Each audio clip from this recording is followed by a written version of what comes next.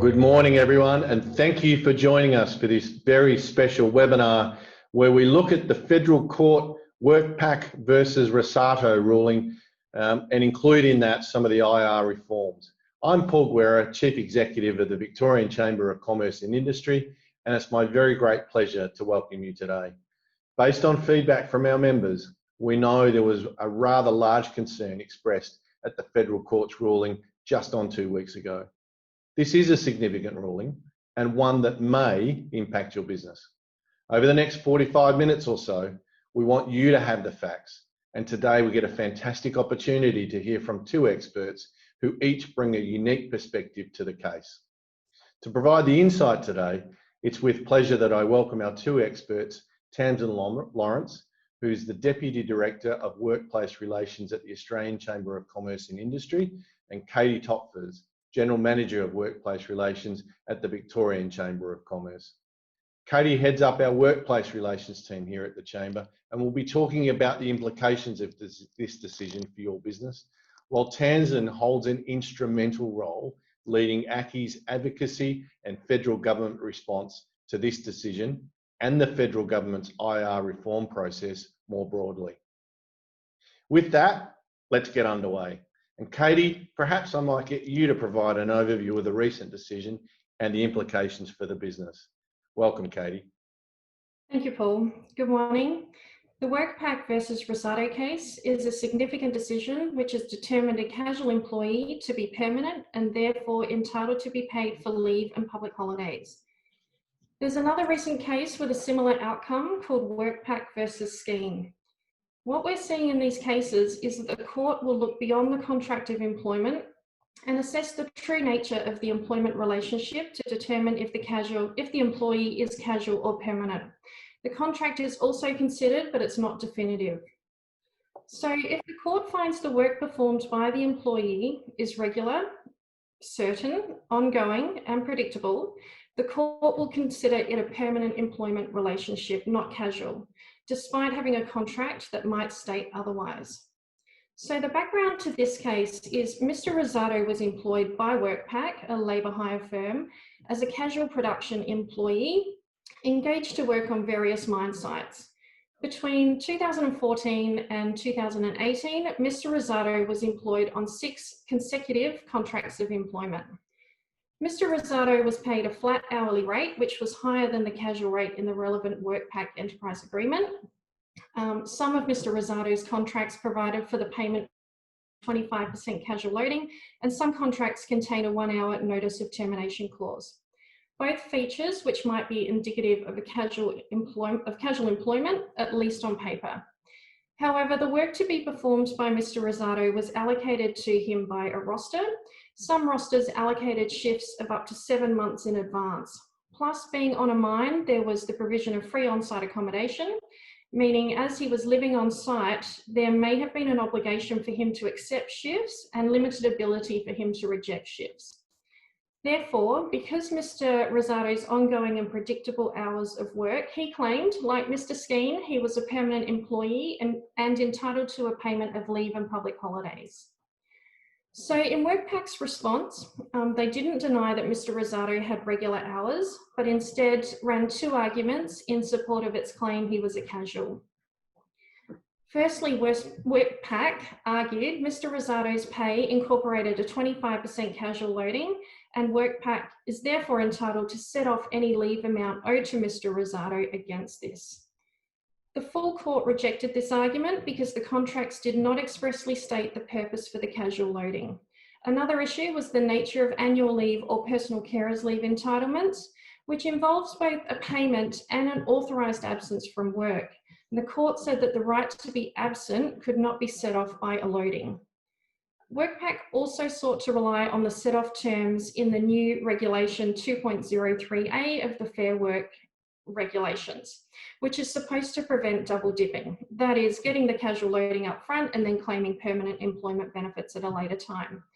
However, this argument fell short as well due to a wording issue in the regulations, which states the regulations only apply when an employee is claiming an amount in lieu of the National Employment Standard entitlements, Mr. Rossato's argument was simply he wanted a payment for the NES entitlement, not an in lieu payment, a frustrating issue identified with the wording of the new regulation.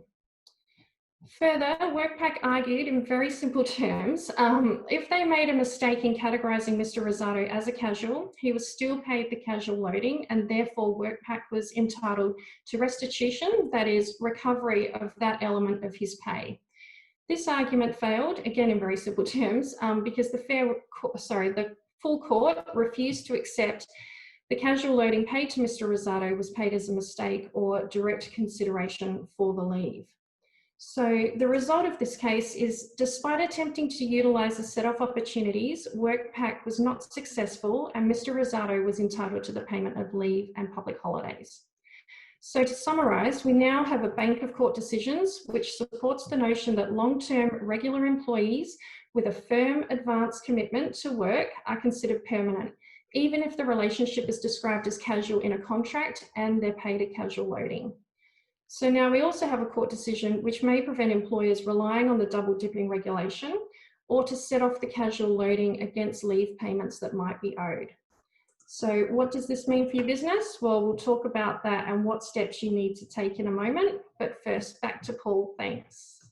Thanks, Katie. Such a clear and interesting outline. And certainly I think the reverberations were largely around that potential for double dipping and the classification, therefore, of what a casual employee is. And we'll cover that a bit more in the Q&A a bit later on. I'd like to ask Tamsin Lawrence now to tell us about what ACCI has been doing in response to this and perhaps a bit of a forecast what the next few months look like as we enter negotiations around the IR system in Australia. Welcome, Tamsin. Thanks, Paul. Thanks for having me. It's great to be here. And thanks, Katie. That was a really good overview of the case. And for us, we're looking at the reform side. So how do we fix what is the outcome of this decision? Because we know that casual employment plays such an important role in providing thousands of jobs to people around the country. It provides flexible employment, both for employees and employers.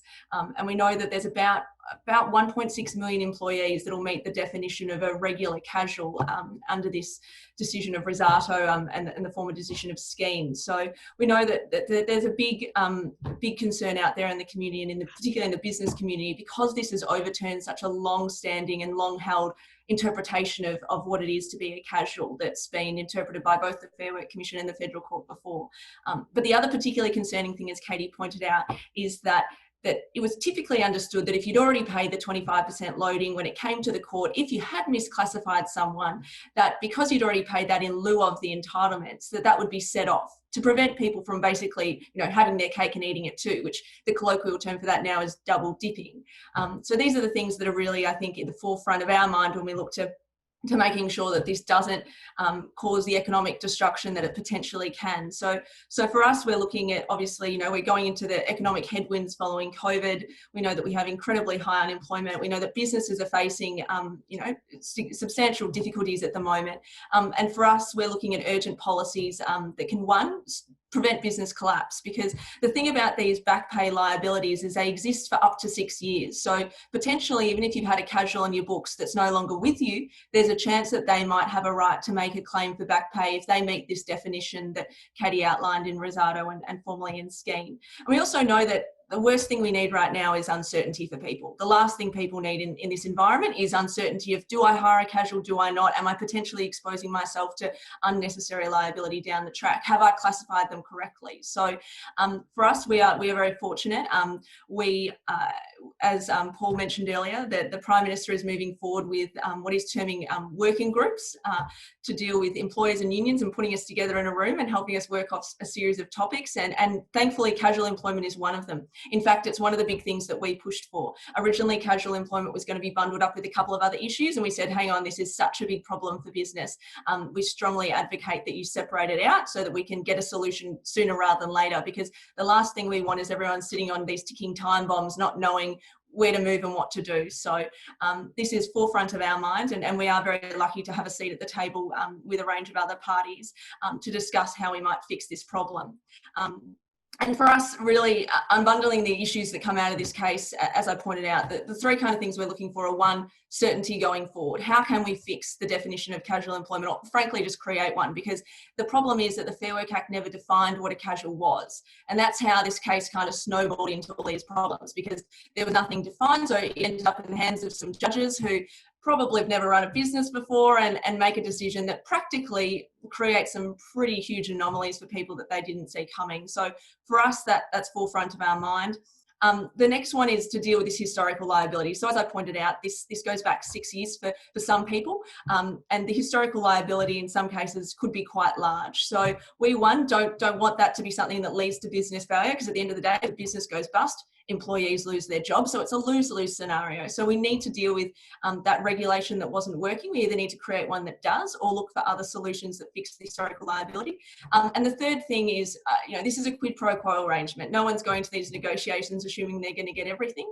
And we hear the unions when they say that they don't like insecure employment. But for us, we know that, and I'm sure as you do as business owners, that lots of people like their casual employment. They value it. So it's finding that right balance between the right protections for employees who are casuals and who maybe wish for a bit more permanency, versus making sure that people, when they want to make a life choice and want to work for an extra 25% pay and be able to reject shifts, that they have that option on the table as well. So for us going forward, they're the three things that are front and centre of our mind when we go into these negotiations. But we are taking on board all the feedback that we can receive from businesses out there everywhere. And maybe if you don't mind me, Paul, I might just for a moment ask anyone who is on the line, if you are looking to provide feedback, if you do have casuals in your business, there are kind of three things that we're looking for at the moment. And this comes from feedback from the government, because these discussions are all about job creation. How can we lead to greater jobs? Now, I know that everyone on the line is probably thinking, well, yeah, I'm the guy who decides whether or not I create more jobs in my business. So for us, what we need to do is frame all of our arguments in that job creation mindset. So really, we want to hear positive stories about people who employ casuals, people who like being casuals, maybe people who had been out of the workforce for a little while and have got their first job back as being a casual, and that's been a fantastic step up for them. We want to know about people who have had conversion rights. We know that in 85 of the 122 awards, we have conversion rights. And overwhelmingly, the feedback we are hearing at the moment is that people don't exercise that right, even though they have it, because they like their casual employment. And that might be because they're a student, or they're a single parent or just a parent in general, actually, who likes to have the flexibility to reject shifts to go to their school concert of their child, or whatever that may be. And the last one is what the consequences of this case will be if we don't get a resolution out there. So if there's anyone out there who would like to pass on that feedback, we're happy to de-identify everything. We'll never mention the business name, but without that, it makes it very hard for us to go to the table and argue for the best result for business. So I'll probably leave it there, Paul, but I think you mentioned the email earlier that people can send that feedback through to. I did, and thanks, Tamsin, for a comprehensive overview. The email address for everybody, it's policy@victorianchamber.au. The Victorian Chamber has a very close relationship with the Australian Chamber of Commerce and Industry, and we intend to make sure that we stay connected to people like Tamsin and Scott Barkland as we go through this process. So as a member of the Victorian Chamber, you can be satisfied and comfortable that you'll be represented at the table via Tamsin particularly. So we might then jump into some Q&A. And Katie, I might start with you if that's okay. Business owners are worried about this ruling. What does it mean for a typical business though? What are the things that they should be looking for to see whether they're impacted? So, Paul, until there's a successful appeal or legislative change, sorry, I can't talk now, it means that where a casual has worked regular and predictable hours and there's an expectation of ongoing work, an employee may double dip, meaning they may receive a casual loading, which will be paid up front as they work, plus paid leave entitlements. It is important to remember the outcome of this case and scheme and a couple of others is that casual employment includes irregular hours and shifts and uncertainty, and it's unpredictable and it can discontinue. Simply paying a casual loading or having an employment contract that says someone's a casual is not going to be enough to say that that is a casual employment relationship. Where do we find the definition of regular and predictable? Well, it has been established in a couple of cases, and the Fair Work Act also often in several sections refers to casuals being regular, systematic with the ongoing expectation of employment. So, but like Tamsin says, there isn't a set definition within the Fair Work Act of what a casual is. I think, Paul, as well, I was just going to say, it's some level of pattern to it. So if you work every Thursday at someone at a pub, you work that Thursday every single day for maybe 6-12 months, that's probably enough to meet the definition, but it's not clear. Sorry, Katie. Yeah, and that's the point. It's not written down clearly anywhere, but it's that systematic and what can be construed as regular. So with that then, Katie, what steps does a typical business need to take in response to that? Look, there's no definite checklist, but some steps that we recommend that you take are to review how your casual employees are engaged.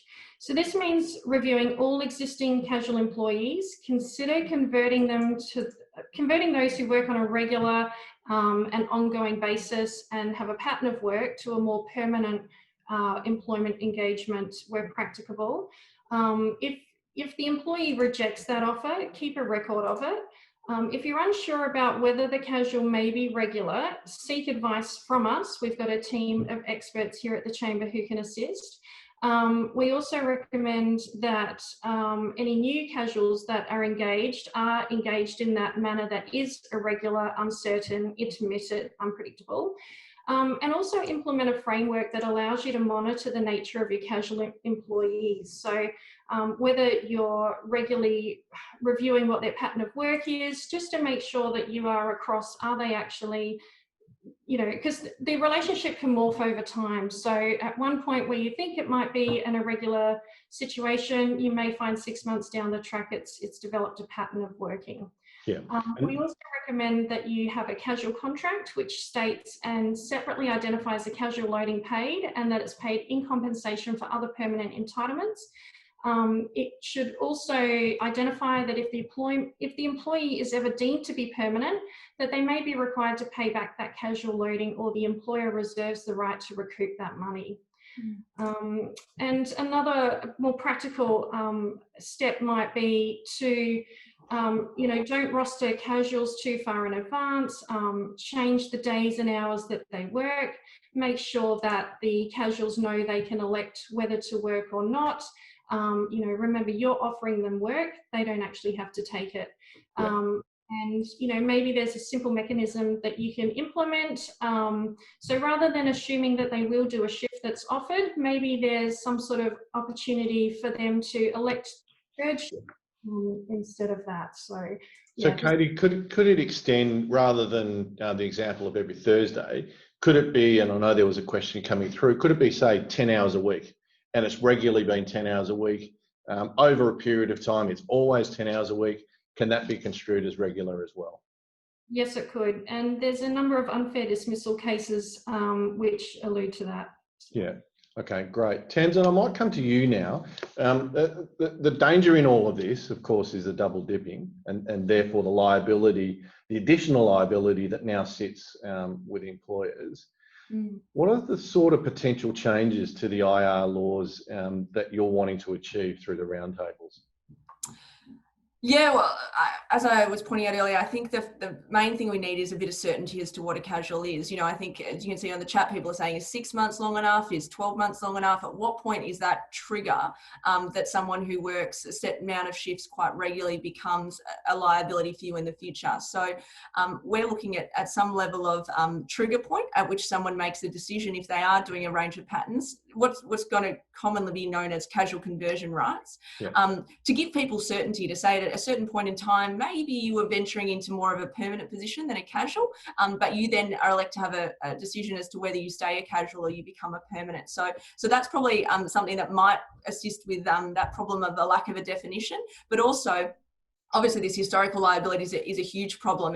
And the problem is, though, that most people don't realise is that we can't just extinguish this liability by going and legislating and saying, okay, we'll reverse that decision by law. It doesn't quite work like that. The way that employment entitlements work is they're considered to be almost like a property right. So if everyone remembers the TV show The Castle, where they said that the government can't take away your property on unjust terms, it's the exact same principle here. So the government couldn't legislate to fix this back pay problem unless they paid out everyone who had accrued that entitlement.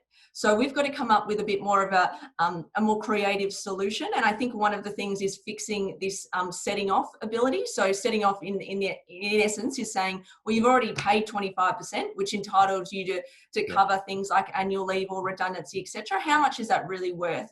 And then saying, well, if you do make a claim, you've already received this other benefit. So let's do the math and figure out how much there might be left that you haven't received. So we know that, as Katie pointed out, there was a regulation that was meant to do that, but clearly this case proves that it didn't work as intended, and there's going to need to be some serious thought of how that's drafted to make sure that's not a problem in the future, because no doubt we will see claims, and I'm not sure if anyone on the line has already had one, but we've heard from members who've already received 15, 20 claims already being lodged against them. And without a set-off claim, all they're having to do is pay double what they ever thought they had to pay. So for us, they're kind of those two things are front of mind when we go into these negotiations. No, that's good. And Katie, I might pick up a comment around modern awards, because most of them do carry the casual conversion clause. If a business follows this and the employee rejects it, will that be enough to confirm the employment is casual? No, Paul, it won't. Not according to the findings in these court cases. So for those who aren't aware, a casual conversion clause in the modern awards allows for a regular casual employee to request their employment to be converted to full-time or part-time. It's a right to request only and it must be in writing. The employer may refuse on reasonable business grounds after consulting with the employee. If it is refused, the reasons for the refusal must be provided in writing within 21 business days of the request.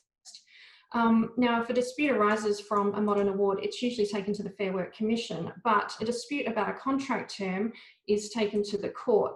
So if in this case, you have actually followed your due diligence, followed the modern award terms and offered a casual conversion to a casual employee to permanent, and they choose not to take that, they still could actually lodge a dispute with the court about their contract at a later date to say, no, I still should have been considered a permanent and be looking for that back pay claim for the leave. So it's no longer enough. It's definitely something you need to be following, but we'll have to see on the case-by-case basis, but a court may not find that was suitable steps for the employer to take. This is incredibly complex, and Tamsin, no doubt as you go into the reform process, you'll take some of this in there. Just give us an oversight, if you could, as to how that reform process is going to work, the type of people that are going to be sitting around the table negotiating this. Yeah, sure. So each roundtable group has 15 people involved, 5 from the employer representative side. So the Australian Chamber has one of those 5 seats. Then we have 5 from the union movement. So the ACTU is discussing with its affiliates who will be on the other side. And then there's going to be 5 extra other people. So they can be, academics that are specialists in this area. They can be a member, someone who runs a business, any kind of special interest groups. It's not yet clear who's going to be involved in the casual discussion. That's still kind of being worked out. So the wait and see on that front, but we at least know 5 of those, or a third of the seats will be in the hands of employers, which is good to know. And we're in active discussions with the other 4 to make sure that we're all in the same page when it comes to these discussions. The process is going to run until September. So the intention is that everything is kind of settled, and wherever they can have agreement reached, it's reached by September, so that leading into the budget, if anything needs to be taken into consideration, there's time for that to happen. And then hopefully, at least in the casual space, we'd be looking to hope for legislation by the end of the year, because we all know that uncertainty is something that's absolutely just going to kill business growth at this point in time. And so be left with no doubt that this is kind of almost number one priority for us when it comes to getting a legislative solution. But at the end of the day, it's all going to come down to what the parties can agree to in the room. And we're at least going in with a very clear mindset that this is a quid pro quo arrangement. We're not going to get everything we want, but it's very clear to us where there are definite needs of business and where we need to make change in order to see that business growth that the government is so desperately wanting. So we'll definitely be staying in touch with the Victorian Chamber throughout the entire process, and as and when things come up, they might reach out to you for further questions or further information, and that will probably be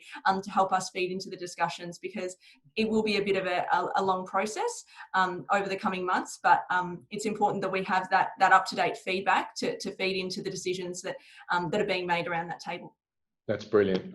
It is such a compressed time frame, but like you, we're optimistic we can get change. So to our Victorian Chamber members, when we come out, we'd love the feedback as you're seeing it as quickly as you can, so we can feed it back into Tamsin and get it to the table. So with that, there's a bunch of questions coming through, which is fabulous. I'm now going to ask our policy and advocacy team, led by Hugh Horsfall, to pick up the questions that are coming through. Hugh, over to you. Thanks so much, Paul. Now, we've got lots of fantastic questions coming through the Q&A panel, and I'd encourage you to keep those coming. It's a really great discussion. So the first one, we've got a number of questions on this issue that I'll put to Katie around establishing a regular and ongoing pattern of work, and whether that needs to be over a specific period, and whether that needs to be 3 months, 6 months, 12 months. What is the time frame over which a casual role might be determined to become a permanent role? Thanks, Hugh. Look, it is a case-by-case basis. In both the Rossato case, I believe it was about 3.5 years was his employment capacity, and with Scheme, I believe it was 2 years. But they're not, like I said, the court will look at a case-by-case basis. We can't say, oh, if the employee has only been there for 3 months, then, oh, that's fine, they're going to be a casual. We can't provide those answers. All that we can provide is that you do need to be aware that anyone who starts to have a pattern of work and it's over a longer period and it's not discontinued at any time, or it's predictable, then there is a risk. And we recommend that an employer starts to do their due diligence and assessing, is that a true casual role, or is there an opportunity to convert into a permanent position? Great, thanks, Katie. Now I've got one for Tamsin. You've talked a little bit about the IR reform process being a negotiation and quid pro quo with the unions. Can you tell us anything about what the unions might be seeking out of this negotiation process? Yeah, sure. We have got a bit of insight from at least some of the public comments of the Secretary of the ACTU, Sally McManus. So for a long time, we kind of had a sense that they were going after casual employment. Overwhelmingly, casuals aren't members of unions, so there was a bit of a kind of skepticism about why that might have been the case. But thankfully, now there's been this kind of change in attitude. Everyone's kind of saying, okay, we all need to come to the table for the good of the country and for the good of business and jobs. We have seen a little bit of a retreat from that kind of hatred of casuals more generally, and really the unions have said they don't like insecure employment where it's not of the choice of the employee. So I think what they're after is where someone actively wants to stay a casual, and they have recognised, for example, in industries like retail and restaurants and things like that, where a lot of people get their first job and kickstart in the employment, that there is a place for those type of jobs. But where we see casuals being on the books year after year in the same job, that they would at least like to have those people having a right to think about moving to permanency. And I think this is where that casual conversion discussion is going to go. And to that end, if anyone is on the line and that they have offered their casuals conversion and that they haven't taken it up, would be very keen to hear examples of that. Because for us, overwhelmingly, the feedback we're getting is conversion rates where they do exist. As Katie pointed out, in 85 of the 122 awards, we have conversion rates already. Conversion rates are only looking at about 5% of employees actively choosing to make that change. So for us, it's not a huge risk at the moment. So I think we're open to that discussion. The other thing that the unions are a little bit concerned about is where a casual is doing a job next to someone who's a permanent employee doing the same task and earning less money. And I think that's another area that will be something that they raise where we'll have to have discussions. But at this point, they're kind of, the two main things. The discussions will also cover fixed term employees who are often usually casuals as well. And to that end, the unions are very clear that they want a limitation on how many times you could roll over the contract. So I think that only really occurs in certain sectors, usually those that are subject to, say, government funding. We know in the research space, that is typically the way that people are employed. In universities, it's the same kind of thing. So I think that'll be an interesting discussion, particularly where the government is pulling the economic lever and the business doesn't have much else to say.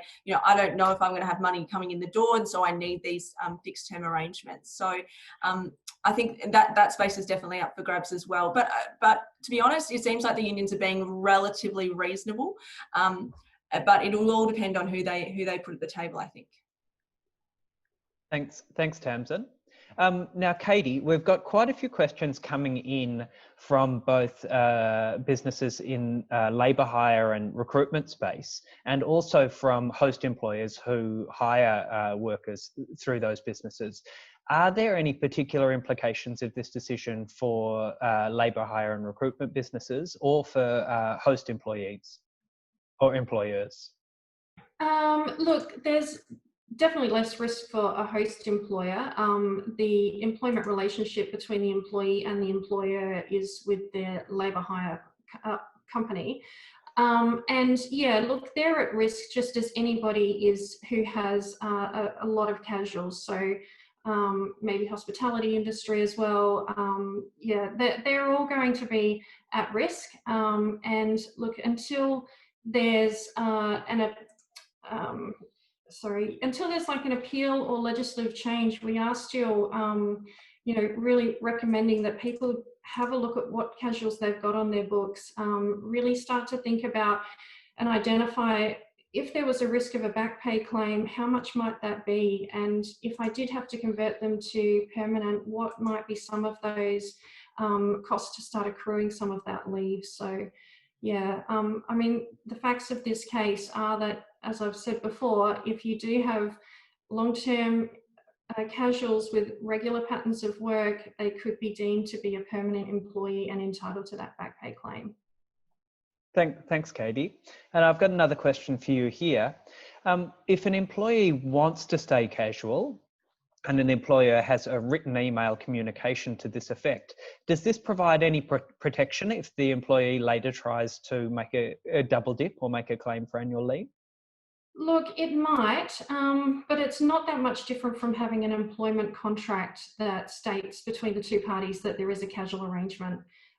So again, the courts are going to look at the true nature of the employment relationship. They'll look at those working patterns. They'll look at the opportunity that the employee had to reject shifts or accept shifts. What was the notice period available to the casual? And, they're really going to come back to looking at that employment relationship as opposed to the paperwork or the contract. Look, it might go some way to assist, but at this stage, it wouldn't necessarily get you over the line. Great, thanks, Katie. And a question for Tamsin here. Will any further changes to penalty rates be considered as part of the federal government's reform process?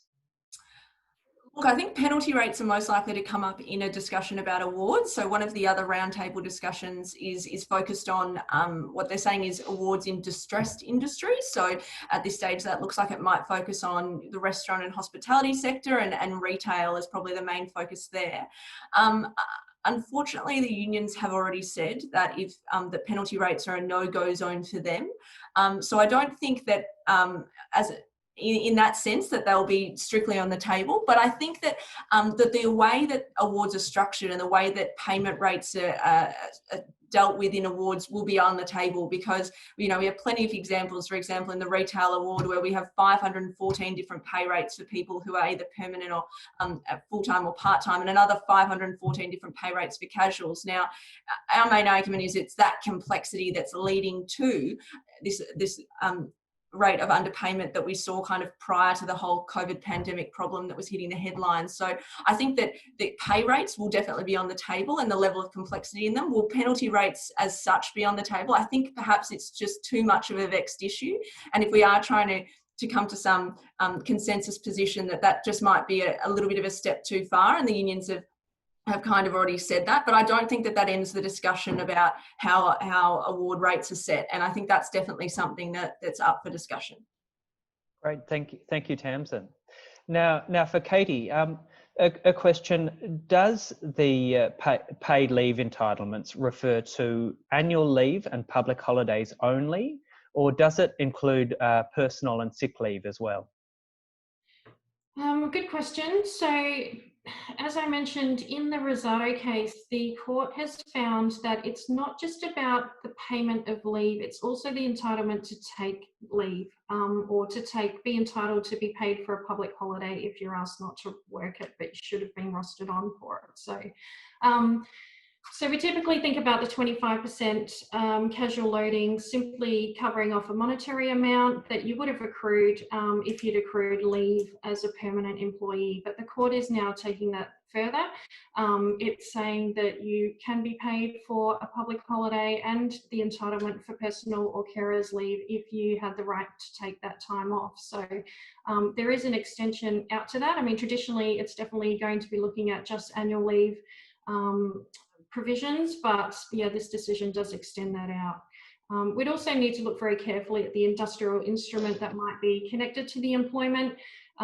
Certainly a number of years ago, there may have been enterprise agreements that provided for payment of personal carers leave on termination. And so we'd also need to consider if that was a part of the specific claim itself. Great, thank you very, very much, Katie. And another question for you, whether you have any suggested approaches to how a business change the wording of their casual employment contracts to protect them from future claims. Yes, definitely. We recommend inserting a clause into your casual employment contracts that goes as far as to say that if there is ever a situation or a decision where a casual is deemed to be a permanent and they are entitled to leave, that the employee agrees to pay back that casual loading for that period that they're now considered a permanent, and or that the employer can now reserves the right to recoup that money. So we definitely recommend that. We will be updating our casual employment contract to reflect that, which will be available to purchase for members either on our website or by calling our advice line. Great, thank you, Katie. Now, a question for Tamsin. Earlier in the year, there was some discussion around increased penalties for non-compliance with workplace laws or wage theft. Have those proposals been put on hold or delayed as a result of the current pandemic, or will they be on the table as part of the reform? So another one of these roundtables, maybe if I outline all of them, is about compliance. So the third one will obviously be dealing with these underpayment problems. It's about compliance and enforcement. So what are the penalties? What powers do we give the Fair Ombudsman and the like? So definitely I wouldn't say off the table. We know that the legislation had already been drafted and through what's called the COIL process, which is a confidential kind of process. Unions and employers had already seen how that was drafted and how that was going to be introduced. So I would think that that's probably the starting point. It's probably one of the more advanced discussions because that legislation has already been kind of put to everyone already. But yeah, I wouldn't think that that's completely off the table. But I think that everyone's mindset might be a bit different at the moment. If the sole intention is to create jobs, if you're coming out there with a big stick and kind of beating everyone for every little mistake they make and increasing penalties, the chances of people wanting to hire, I think it's fair to say, just behavioural economics would suggest that that's not going to be the result. So I think that there might be a bit of a different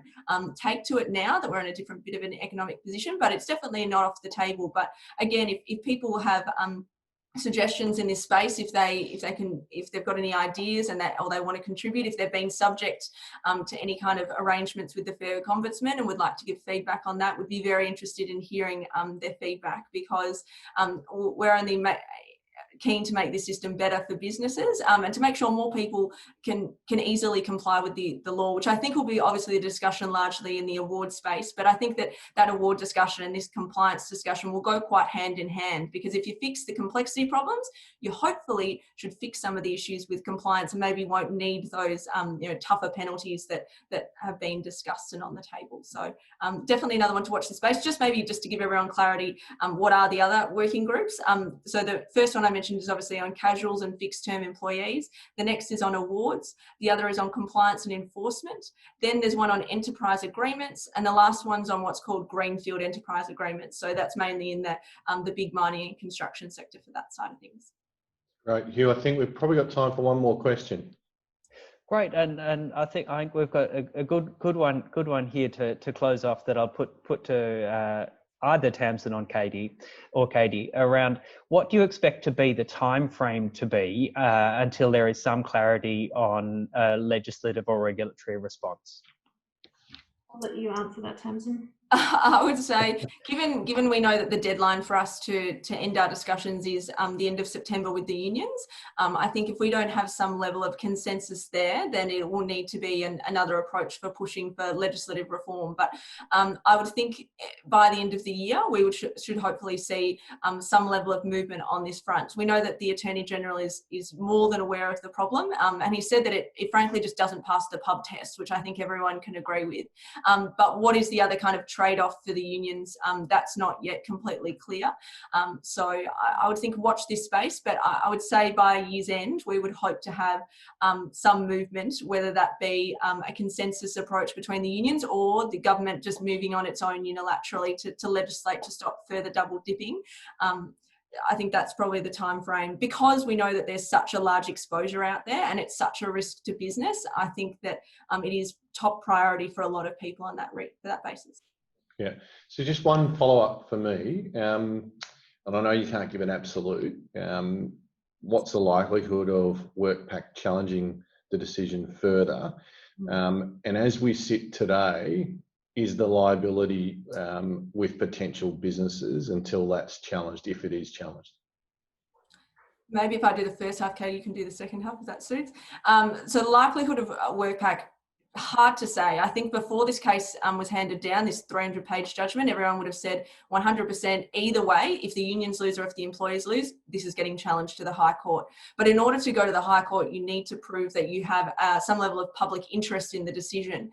And unfortunately, the judges in this instance were quite crafty in the way that they drafted their judgment about the contract itself, and they made the decision very much about the contract that Workpac and Rossato had entered into. So it's a little less clear now. I would look, if I was hedging my money, maybe a 50-50 chance, but we will know, I think by the end of June, early July, whether they're appealing to seek special leave to the High Court, and then a High Court decision would still be 18 months or so away. So I think everyone realises that we're going to need something a little bit sooner than that, because the unions are very aware that they didn't move fast enough in Skene when that exposure was created. So for those who are willing to capitalise on this and raise claims, it's already begun for some businesses, and we know that class actions are also being considered in others. So we're very aware of that and keen to get to a legislative fix or a consensus position with the unions way sooner than any case being decided by the High Court. Yeah, that's good news. And Katie, the liability in the business, it sits there with them as a result of this decision? Yes, as the standing authority, it currently does, unfortunately. However, because there is a chance of an appeal or a legislative change, we are suggesting that businesses don't panic, that they don't start to necessarily start back paying all their casuals. Take a proactive approach, though, where you do your due diligence and look at your casuals, convert those that you can and where it's practical to permanent, and also have a look at identifying what costs there might be if there is a claim against the business, and or the cost of starting accrued leave entitlements as well. So take those steps that we spoke about earlier, make sure casuals are truly reflected as casuals, and yeah, just watch this space for now. Great insight. So to you, Hugh, thank you. To Tamsin and Katie, thank you also for taking time to answer our questions from the audience. And we didn't get to some of them, I know that, because the inbox is going into overload. We'll get those answered for you, and you can head to the website, which is www.victorianchamber.com.au, where you'll be able to receive not only answers to the questions, the full list of questions. You can get business advice as you need. You can also access today's webinar, which will be up later today, probably tomorrow though, to play it safe. Again, to Hugh, Tamsin and Kate, thank you for the great work in advocating for and supporting Victorian businesses through this really difficult period for everybody. It's very much appreciated. And I know through some of the questions that some of you will have more specific questions and perhaps need more specific answers. Becky can help. You can contact Katie directly and her team via our workplace relations advice line on 03 8662 5222. That's 03 8662 5222. So take the time to do that. And of course, if you're needing to get hold of Tamsin in relation to the roundtables, you can email to policy@victorianchamber.vic.gov.au, which would be great to have your insights there. Well, that concludes today's webinar. I hope you found it insightful. I certainly have. And my very special thanks to Katie and Tamsin. You were simply brilliant. Thank you. Thanks everyone for joining us, and have a great day.